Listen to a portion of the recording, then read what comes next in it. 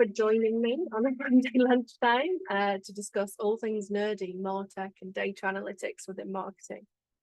It's been really fun to create this series, actually. As always, if you have any questions throughout the webinar today, please just put them in the chat so I can answer them as we kind of go through. Today's topic is quite an interesting topic. There's a lot of back and forth going on about this at the moment, but I hope to kind of shine a light on actually what is going on with the cookieless or cookie adjacent future that we are going to experience as marketers moving forward in light of recent updates from Google.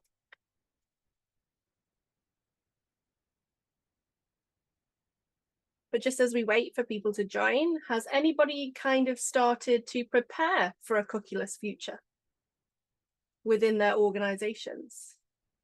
If you have, just give me a thumbs up in the chat.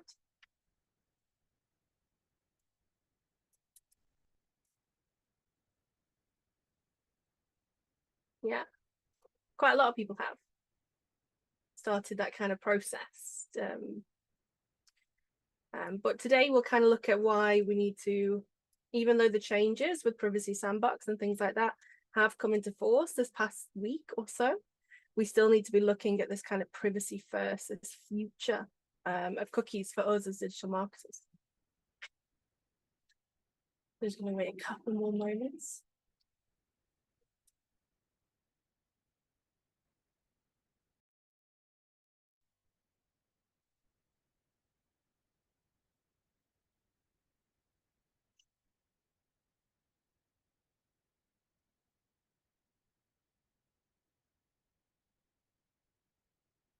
Thank you again to all those that joined today on a Monday. And as I said before, if you didn't catch it, I've actually really enjoyed creating this webinar series with Oxford College of Marketing, because MarTech and data-driven analysis are the core of a lot of our marketing decisions and how we make quick decisions now as marketers. So I think it's important to stay ahead using things like this to keep connected. Okay, so I'm going to start. As with all of my webinars, please ask questions. Please drop your questions into the chat. Make sure that I get them. They're directed to me or to everybody. And I will answer them as we go. And no question is a stupid question. And there are going to be questions regarding the cookie future as I talk you through the changes that we're having to deal with and look at and experience as marketers. So today we're going to be looking at preparing for a cookieless future, strategies for us as marketers. And I'm going to probably throw a curveball in there with some of the changes that have recently been announced. So you may be wondering who I am. So I am a marketing nerd and I like to understand everything data and MarTech. I am an experienced digital agency owner now based in Gothenburg. There's only two reasons that you move to Gothenburg, and that is for work or for love. And I actually moved for love. And I am a course tutor at Oxford College of Marketing for MarTech and AI. And I'm AI certified and certified within many areas of marketing.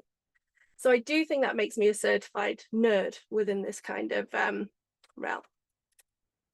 And in today's MarTech Club, what we're going to be looking at is how we as marketers can understand the shift away from cookies.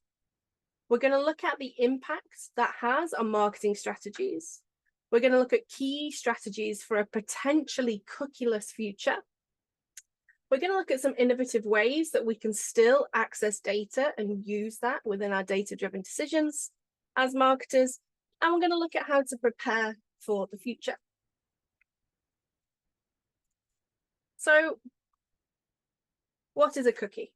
So in marketing and web technology, a cookie is a very small piece of data stored on a user's company by a website.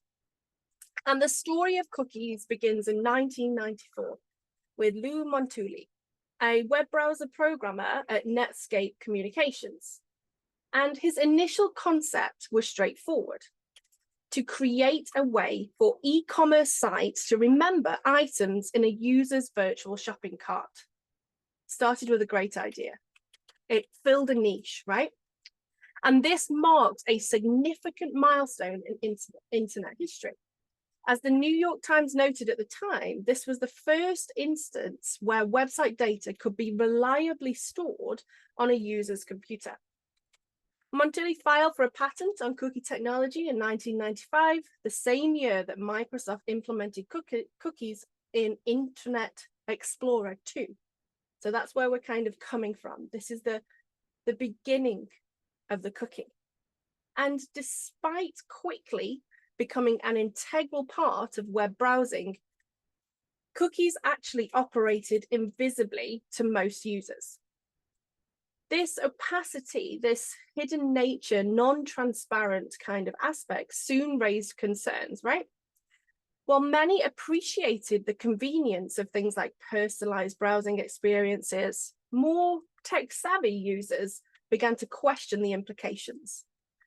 And these concerns culminated in a pivotal February in 1996. And the kind of what happened was the issue wasn't necessarily cookies were doing at the time, but rather their potential future applications. So all of a sudden it was recognized that this piece of technology that could track us online could be used for more bad than good, realistically, or it could be too invasive. And that moment effectively birthed this debate over online consumer privacy. And it's worth noting that actually at that point, the cookies weren't being used for advertising purposes, but their potential, their broader application beyond their original intent was already being recognized and scrutinized. So the cookies journey from a simple shopping cart tool to a subject of privacy debates all over the internet illustrates how rapidly digital technology can actually evolve and how its implications can extend far beyond its original purpose. And that history of this tiny piece of tech sets the stage for understanding current attitudes towards cookies and online privacy.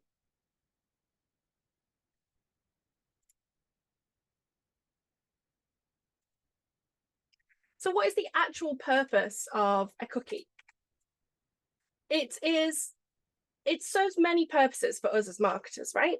So the first one is user identification. So cookies help websites recognize returning visitors, allowing for personalized experiences. So when we go onto a website, we get given exactly what we want in the kind of like sale offer kind of area of the website that will speak to us the most. It's also used for session management. So they keep track of user activities during a browsing session, such as items in a shopping cart, for example. They are used for user preferences. Cookies can store settings like language preferences or layout choices, and also tracking. So marketers use cookies to monitor user behavior across websites, helping them understand interests and use targeted ads more effectively. And then, of course, analytics. So cookies provide data on website usage, helping companies improve their online presence. There are actually different types of cookies, and the different types of cookies actually have more or less worrying kind of implications for us looking at it from a privacy first or a privacy future for marketing. And the first is first-party cookies. So first-party cookies, these are set by the website you're visiting, and they're used for essential functions and improving user experience. And the collection process here is that website owners implement these directly on their site. We then have third-party cookies, and these are set by other domains, often for advertising purposes. And they're used for cross-site tracking, retargeting, and ad serving. And the collection process here is that marketers partner with ad networks or use third-party tools that place these cookies. We then have session cookies. And these are temporary and deleted when you close your browser. And they're used for things like shopping carts. They form data and other short-term functions. And the collection process here is they are automatically generated when a user starts a session. We then have persistent cookies. So these remain on your device for a set period, used for long-term tracking and remembering your user preferences. And the collection process here is that they are set with an expiration date by the website or the tool. And cookies are a powerful tool in digital marketing, but as I've said, even from their early days, they have raised privacy concerns, leading to regulations like GDPR. There are others, but these are the main ones that we'll focus on today. So as marketers, as those who have joined my webinar today, how do you collect cookies currently? Or do you use cookies within your strategy? You can type it to me in the chat. But we actually collect and use cookies quite a lot as marketers. So we use things like tag management systems, and these are centralized platforms to manage various tags and cookies. And an example of this is Google Tag Manager. We use things like web analytics tools to implement tracking codes that set cookies for user behavior, such as Google Analytics. We use things like customer data platforms, which are like things like CDPs, and they aggregate data from multiple sources, including cookies, to create unified customer profiles. We have things like ad serving platforms, where they place cookies to track ad impressions, clicks, and conversions. So for example, that could be Google Ads. We use retargeting platforms, and they use cookies to identify users who have visited a site and show them relevant ads elsewhere. So that could be things like AdRoll. What about A/B testing tools? So set cookies to ensure consistent user experiences during tests. So that's things like Optimizely. Consent management platforms, so manage user consent for cookie usage to comply with privacy regulations, and that can be things like OneTrust. Social media pixels, this is obviously tracking codes from social platforms that set cookies for cross-platform tracking, for example, Facebook Pixel. And then we have email marketing tools, where we use cookies to track email opens, clicks, and website behavior post-click. So that's things like MailChimp. And then you could also add in there heat mapping tools, where they set cookies to analyze user behavior on websites through visual representations. And that is Hotjar. So that's a lot, right? A lot of our processes have been built on the use of cookies because they are so useful. They tell us all of those juicy bits of data that we need to be able to create content, advertise, target individuals.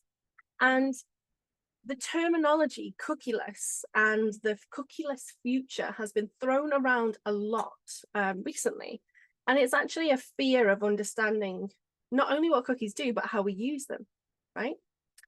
And there has been, if I had done this webinar 2 weeks ago, I would be using different terminology because there's been new information out from Google.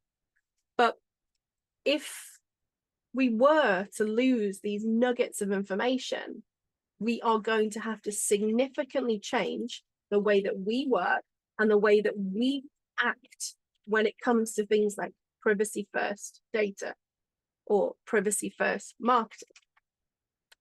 And a lot of marketers that I speak to may not even recognize that some of these processes they interact with are cookie based.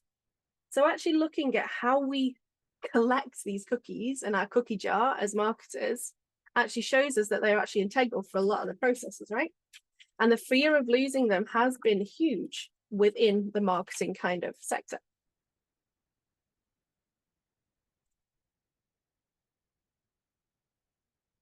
So let's deep dive as to how and why this has become so useful for us as marketers. Yeah, Google Analytics, Microsoft Clarity, yeah. Absolutely. So I think a lot of people utilize cookies and have them as key parts of their strategy. And the reasons why are on my beautifully cookie laden slide here. And that is that they measure our digital marketing effectiveness. So cookies actually help track user interactions with ads, including views and clicks and things like that. This data enables marketers to evaluate that performance of different marketing channels to optimize campaigns, allocate resources effectively for the best ROI overall. And that's exactly what we need. We want to know if it's working, who's doing what kind of user is interacting mostly with our content or our ads. And that's what cookies have become for us, that benchmark kind of data pool. They're also used for improving customer engagement. So by tracking user behavior on websites, cookies provide insights into popular content and areas needing improvement. This information helps create more engaging, more personalization that kind of makes us feel more loved and seen and heard by the brands that we interact with. And that boosts brand confidence and it encourages purchases, right? And then, of course, they're used to trigger ad-based events. So cookies enable targeted interactions like welcome pop-ups or sign-up forms for new visitors. These personalized touches can increase engagement and conversions, ultimately improving processes through the sales funnel, more data in your bank so you can use them in your email list, for example, improving your website performance and your ROI. It's also wonderful as a KPI, using them to build out KPIs for measuring ad performance, because cookies help analyze ad impressions and click accuracy, allowing marketers to fine-tune and understand ad frequency and content. And this optimization ensures ads are shown at the right frequency and to the right audience. Imagine if we lost access to that. Imagine if we didn't know how to then do that or had a strategy in mind that didn't rely on these cookies. It also is great for enabling ad retargeting. So cookies are crucial for retargeting strategies, allowing marketers to show ads to users who have previously visited their site but didn't convert. This gives brands another chance to engage potential customers and complete sales. They're good for building brand awareness. So by tracking content performance, cookies help marketers understand audience preferences, and this insight allows for the creation of more appealing content, potentially increasing shares and expanding brand reach. We can use them to optimize our sales funnels. So cookies track customer journeys through sales funnels, identifying entry and exit points. This data helps us as marketers refine the purchase process, reduce abandonment, and increase conversion rates, ultimately improving sales funnel ROI, which is a big tick, isn't it, for us as marketers? And it helps us to build customer relationships because we get those juicy, gorgeous, detailed insights into customer behavior and their pain points. Cookies help us as businesses, as marketers, for the clients that we work with, understand and address those customer needs. This understanding can lead to improved products and services, fostering trust and long-term relationships. But obviously, even though they're all well and good, there is a shift away from the reliance on cookies within digital marketing.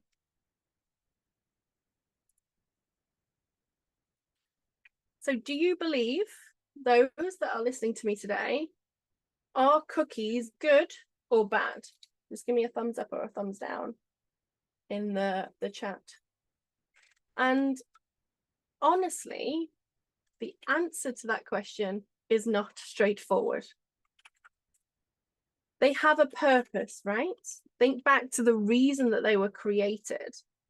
And the reason is to remember what a user is doing and where, just so that they can facilitate a smooth web browsing experience. Thanks to cookies, we stay logged in. We have a list of favorites and we receive ads of products that we looked at. cookies can provide users with ads of products they wanted to buy, but with a special discount. They have all of these great purposes in the kind of ad ecosystem. So they can be wonderfully useful, but there is a potential of a loss and a cost of privacy, right? And that's the problem. So it's weighing it up, right? And there's also a misunderstanding of what cookies do for consumers. So this was taken from a kind of poll where individuals, consumers from various large e-commerce sites were actually asked, what do cookies do? So they came to the conclusion as a collection group that they can collect user information, track user behavior, remember the products and ads that were clicked on, know location and device, be hijacked by cyber attacks. Of course they can. But what they also said that cookies did was obtain personal information from your computer, that they contained viruses, that they have access to passwords, and they can make changes in your own computer settings. And that's not what cookies can do. So this was what a whole group decided that cookies can all do, but actually this is what cookies cannot do. And this is what they can, out of what they decided, and came to the conclusion that these wonderful pieces of data can actually do first. So as you can see, there is also a misunderstanding of truly what cookies can do for you and what they do for consumers and also as marketers. So it's important to know truly the limitations of this technology. And you may have felt the need or the tenacity rise of moving away from third-party cookies since 2020. So Google in 2020 announced that it intended to ban third-party cookies. Of course, many marketers, sales professionals felt a small sense of panic, a large sense of panic. And then this whole mentality of wondering how to succeed in a cookieless world came about, especially since entire marketing and sales funnels were built around the use of third-party data. And a number of factors have actually prompted Google to commit to attempting to become cookieless. And while Safari and Firefox's decision to do away with third-party cookies certainly puts pressure on Google, this wasn't the underlying cause of the ban. Rather, third-party cookies are being phased out for the following reasons. So cookies are being phased out because they pose a security risk, and regulators are cracking down on data collection, and users want more privacy and control over their data. Internet users want more privacy. And while third-party cookies help advertisers target users with curated ads that are often timely and relevant, many consumers have concerns that these retargeting efforts are an invasion of privacy. They can feel too understanding. You can feel a little too seen. And in the US, for example, 86 of US consumers within a very recent poll say that data privacy is a growing concern. And that same study found that 68% of those respondents are concerned about the amount of data that is collected. And 40% don't trust companies to use their data in an ethical way. So you can see that this has actually come from a change in consumer mindset and a hiring or an elevated kind of understanding in how our data is being used within marketing. People are much more educated now in how marketers use their data, what that means, why we're seeing that ad about this that we search there. And users want much more control over how their data is used. People aren't just concerned about privacy. They also want more control over how and when their data is collected and used. And when Apple began allowing users to prevent apps tracking across other apps and websites, and overwhelmingly at the time, 96% opted out. So you can see this it's a consumer mindset that we need to recognize and understand. And of course, third-party cookies can pose a security risk. On their own, third-party cookies don't pose a security risk to others. However, cybercriminals can use cookies to impersonate users, gather information, steal passwords, and third-party cookies can also be used to spread malware. We also have things like regulators are cracking down on data collectors, landmark pieces of legislation like the European Union's General Data Protection Regulation, GDPR, and the California Consumer Privacy Act, CCPA, were among the first laws to protect consumer privacy. And these laws and many others include stringent penalties and fine schedules. And Google has paid hundreds of millions in fines for data privacy violations, which undoubtedly influenced its decision to initially ban third-party cookies. So it's been a movement. It's been a change. It's been a growing concern. So is it truly cookieless? Has anyone stayed up to date with the changes that have happened in the past maybe 10 days, 7 days, something like that? So Google's new stance on third-party cookies, what we need to know as marketers is that in a surprising turn of events, Google has announced it will retain third-party cookies in Chrome, marking a significant shift from its previous plans to phase them out. And this decision comes after years of industry debate and also trying to prepare for a cookieless future. So here is now what you need to take note of. So this has been updated in the past 7 days. This is what we now need to do moving forward. And now what we need to kind of emphasize is that we need to have a user choice emphasis. So Google will introduce now a new Chrome experience, allowing users to make informed choices about their personal web browsing privacy. And users will have the ability to adjust these settings at any time. Yeah, so the cookies may still be there, but people can opt out very easily or change how much or how little data is shared.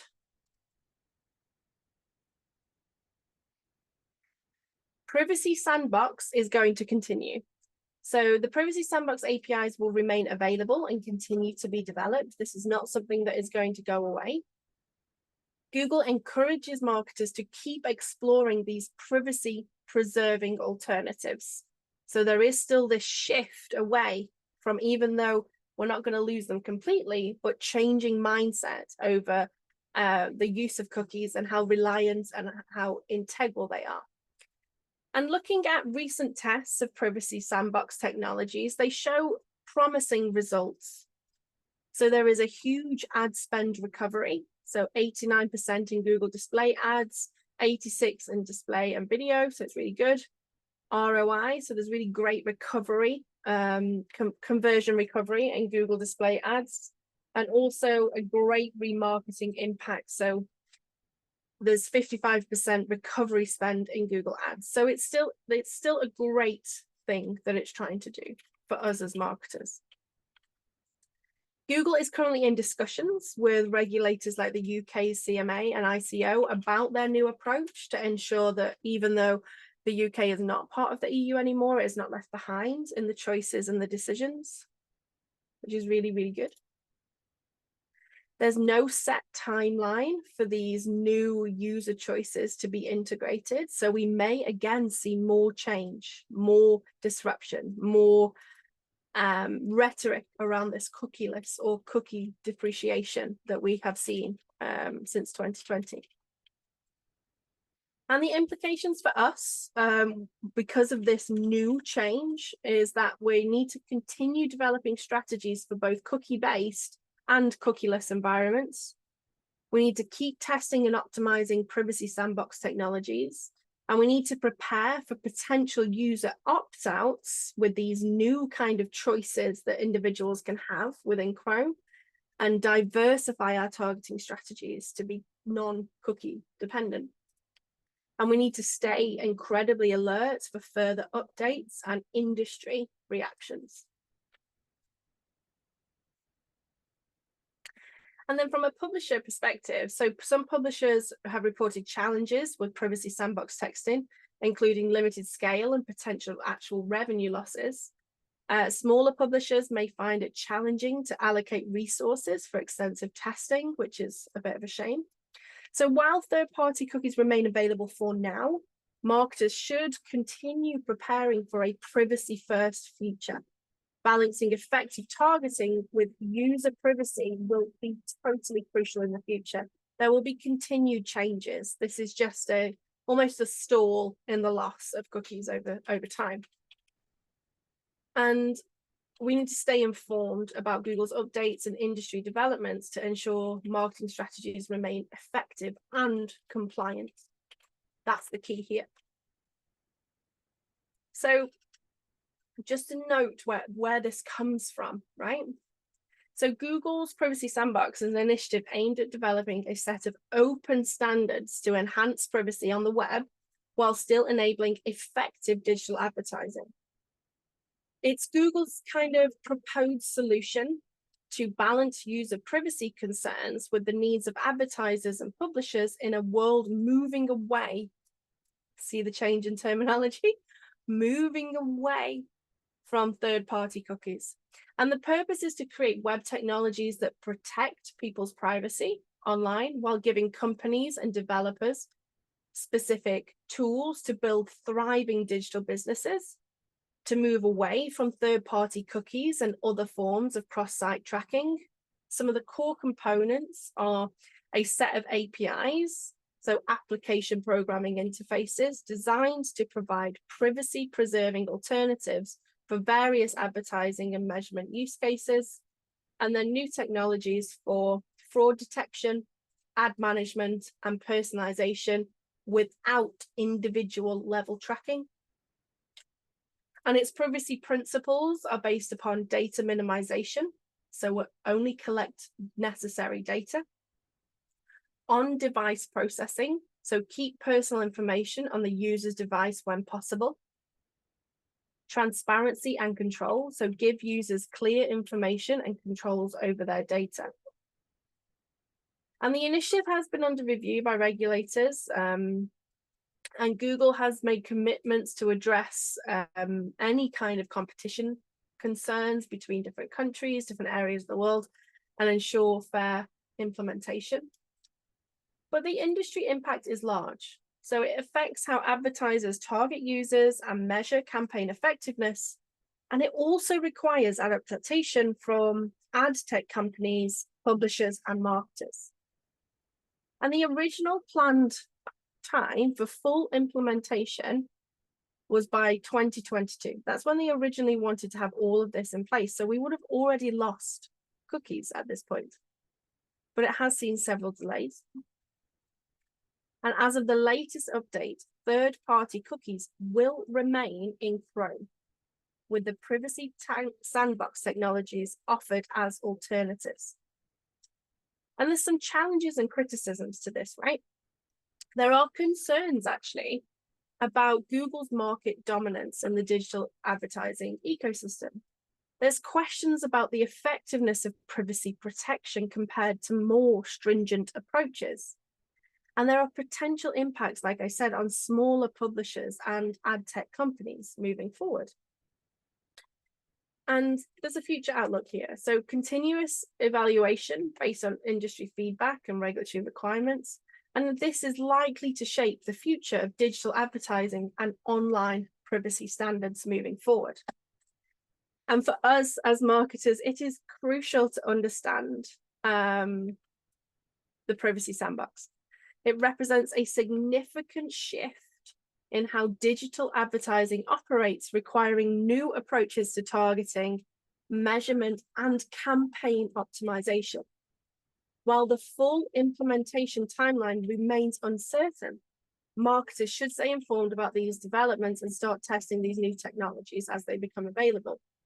And adapting strategies to work within the new framework will be key to maintaining effective digital marketing in a more privacy-conscious web environment. So that's the kind of deep dive into Privacy Sandbox. But just so we can breathe, like, and take a deep breath. Here is the change. So this is the specific change that was made. So instead of depreciating third-party cookies, we would introduce a new experience in Chrome that lets people make an informed choice that applies across their web browsing. And they will be able to adjust that choice at any time. So they're not removing them. There's an adjacent change. So has anybody already started implementing a cookieless future? Or a privacy first kind of process? Yeah. A lot of businesses have gone and moved towards things like server-side tracking and implementing kind of first data approach rather than third party. And it's been really interesting because actually all of this movement is just protecting ourselves as consumers, our privacy online. But it has had a detrimental effect, like things like programmatic advertising, things like that. It will be harder to track because the data won't be identifiable. And then if the data isn't identifiable, how do you address what you're paying for from like an ad tech point of view? So there are loads of things that are going to happen in relates to this, but it isn't going to be as dramatic as we once thought. And at the moment, it's not as dramatic as we once thought, because of this new terminology and this new U-turn in this kind of process. So what is actually privacy first marketing? So privacy first marketing is an approach that prioritizes user privacy and data protection while still aiming to deliver effective and personalized marketing campaigns. This strategy has gained significant importance in recent years due to increased consumer awareness, stricter data protections like GDPR and CCPA, and the gradual phasing out of third-party cookies.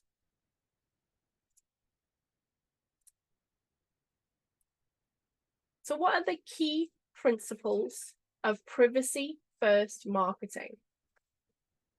And that is transparency. So we need to be able to clearly communicate how user data is collected, used, and protected. We need to utilize consent-based marketing.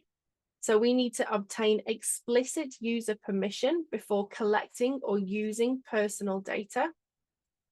We need to act within data minimization. So only collect the data that is necessary for specific marketing purposes. We need to have a look at first party data focus. So prioritize data collected directly from your own channels and interactions. And then we have user control. So provide easy options for users to manage their data preferences and opt out. And also have great, good, wonderful, robust data security. So we can implement strong measures to protect collected user information. So that are the key, those are the kind of key principles that we're working with here. And these are the strategies that we need to implement, prioritize, and hold at the core of our kind of campaigns and marketing options. And the first is first-party data collection. So this is where, within our marketing strategies, we develop ideas and processes to gather data directly from our audience through our owned channels. So we can do things like surveys, account registrations, and customer feedback to build rich user profiles. We have contextual advertising, so focus on placing ads based on website content rather than user behavior. We can utilize AI and machine learning to improve contextual targeting accuracy here.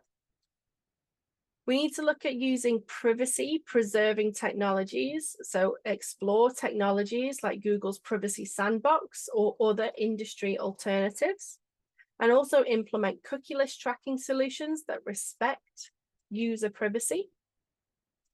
We need to look at things like zero-party data, so encourage users to voluntarily share preferences and intentions.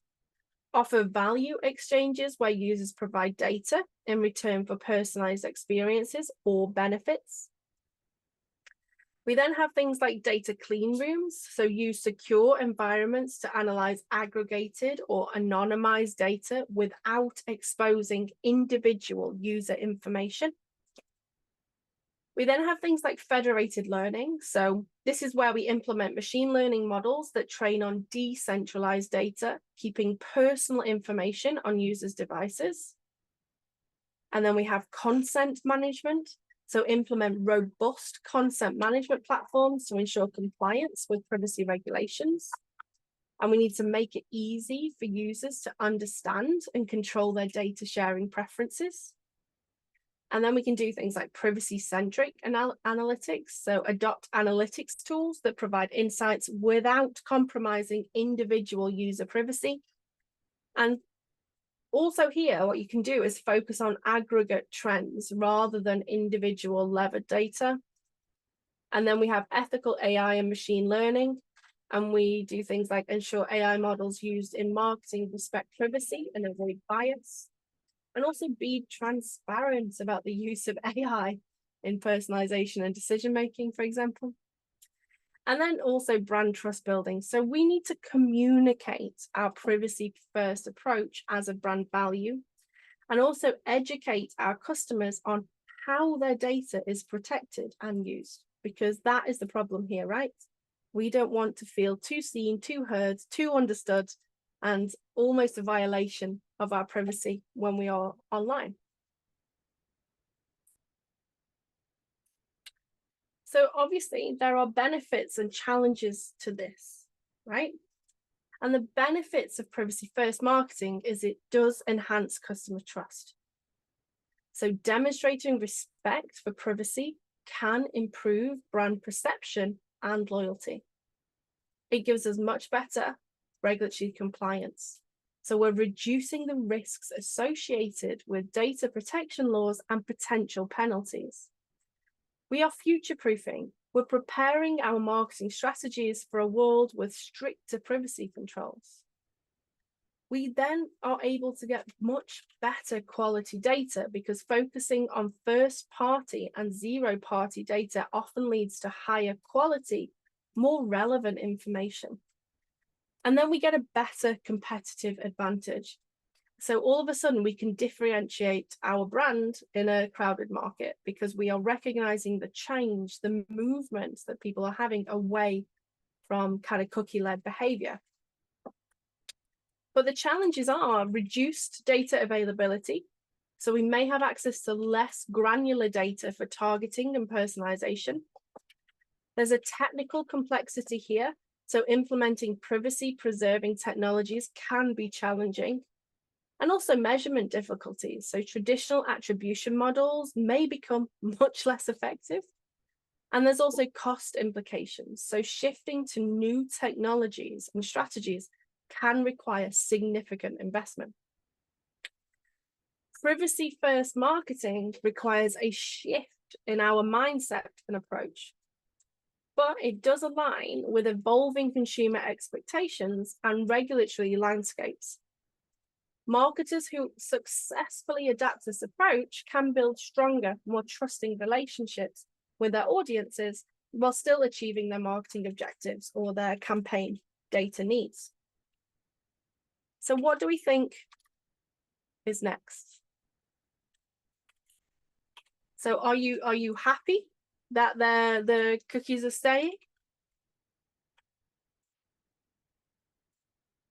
Are you concerned that this is just another change in the road with the move away from cookie depreciation? Do you think we will eventually become cookieless? Let me know. But this U-turn, this change is quite big, right? We were looking towards a cookieless future, and now we're looking at a cookie adjacent future, almost. And it's about recognizing that it's not just about this piece of technology, it's about the reasons we use it, how we implement it within our marketing strategy, and also how our consumers feel about their data. Because even if you move to privacy first or consumer consent or opt-in, you still need to understand and explain to your consumers or give them processes to opt in or out or select their preferences in a way that they recognize they are feeling seen and heard. So that's one thing I really want you to take away from today, is that realistically it is all boils down to privacy, understanding what data is collected, how it is used, and also not getting too sucked in to the over personalization, the over individual marketing that has been happening recently and has probably fueled a lot of these feelings. So has anybody got any questions about the changes that we've seen over the past 7 days, the terminology about cookieless, about how you're currently using your cookies? Put them in the chat while I just finished today's webinar. So just a note that I am part of teaching the CIM Specialist Digital Awards at Oxford College of Marketing. I do the AI one, and it's a really fun to niche down and go deeper into these wonderful areas of marketing. And I love it. I love going into the foundations of what that technology can do for us. But any of these are kind of great for anyone that wants to just niche down and get some more clear kind of information on what's happening within these areas at the moment. There's also the new CIM syllabus, and the college is currently offering 10% off the full foundation, certificate and diploma until Wednesday. So you need to contact the college if you would like to take advantage of that offer. And then I don't know if any of you have joined yet, but we have the MarTech Club, and that is held on Slack. And it is a vibrant community where we talk all things MarTech and data and kind of understanding what's going on within this world. So I would love to see you in there. I post all the new tools that I see, questions, thoughts, and kind of what I'm seeing at the forefront of the MarTech and marketing technology sector. So has anybody got any quick questions for me about cookies, privacy, compliance?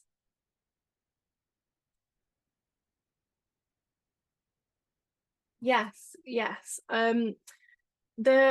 The issue here is we've been working towards an end goal, right? Cookieless. That is the terminology that has been spouted to us since 2020 and kind of a bit before that. So now there's been a U-turn on that terminology. It's changed the game again. So we need to kind of understand if we're going to carry on going down that route, if we slow our route a little, and kind of how we can still use maybe third-party cookies in a more compliant and positive way. So it's interesting. It's and honestly, if I'd have done this webinar 2 weeks ago, I would have been coming back on here in 2 weeks in the next MarTech Club and been like, hang on, we've got some things to talk about. The U-turn has come from basically industry debate. So realistically, so much is dependent on these cookies, right? And so many ways that we interact with our audiences. And is it actually because we're not very good at explaining to our consumers how we use data and where we get data from as brands and as marketers within those processes? Is that actually the problem? If people understood them, would they be more accepting of them?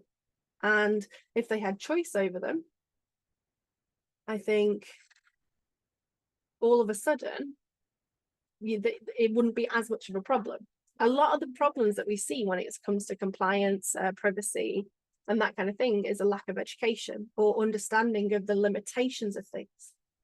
And that is why we need to stay on top of this, to kind of pave the way for our own organizations to not get left behind, but also to not get further and further non-compliant within this kind of area that we're looking at here. Yeah, all sectors this will affect again, especially things like healthcare, education, that kind of thing. So it's going to be really interesting, I think.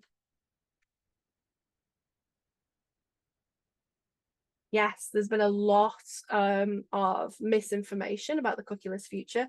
And to be fair, my title of the webinar was a little bit clickbaiting because realistically, we're never going to end up cookieless. But that's the terminology that is thrown around so much that we need to kind of unearth and strip back again to what this tech does, how we can use it efficiently, ethically, and within the realms that it should be used.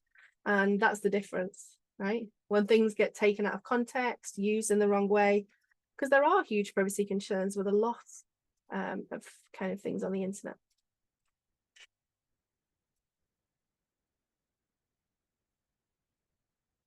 Yeah, I apologize if I've sent you all with a to-do list now to go and check kind of things going on. But the Google Privacy Sandbox information is really, really good.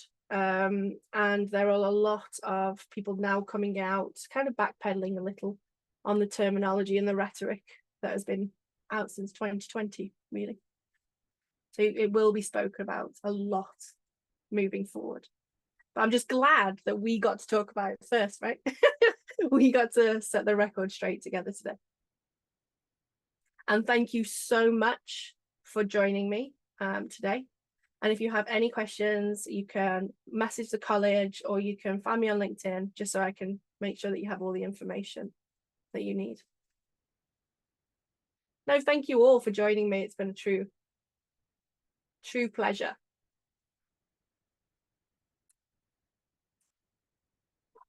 Okay, well, have a really good rest of your day, and I will see you in 2 weeks.